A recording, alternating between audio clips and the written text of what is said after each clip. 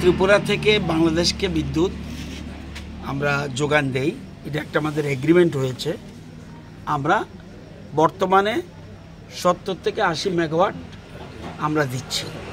আমরা যদিও আরও বেশি দেওয়ার কথা, কখনো এটা 20% প্লাস 20% মাইনাস হতে পারে। তো প্রয়োজন মতে আমরা বেশিও দিই, প্রয়োজন মতো একটু কমে।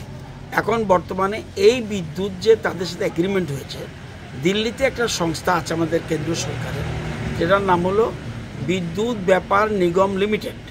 তাদের মাধ্যমেই সব কিছু বাংলাদেশের সাথে, দুই দেশের কাজে কোনো ব্যক্তি, একটা রাজ্য ডাইরেক্ট অন্যদের সাথে বাণিজ্যের কথা বলতে পারে না।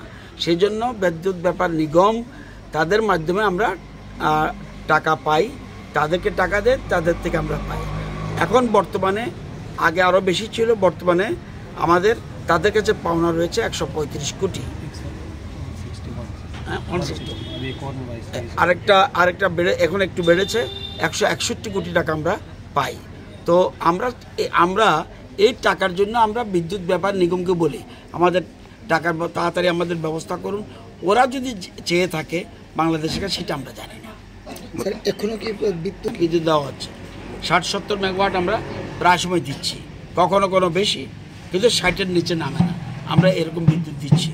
এটা আমাদের যেহেতু এগ্রিমেন্ট, আমাদের বন্ধু রাষ্ট্র, আমাদের প্রতিবেশী রাষ্ট্র, এটা বর্তমানে ওখানের যারা মৌলবাদী সংগঠন ওরা চালাচ্ছে, এটা আলাদা বিষয়, কিন্তু দুদেশের মতো একটা চুক্তির ফলেই বিদ্যুৎ আমরা দিচ্ছি।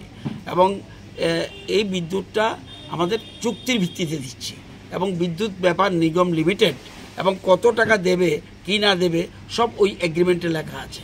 এখন ছিল 135 কোটি, এখন এটা বেড়ে হয়েছে 161 কোটি। Thank you.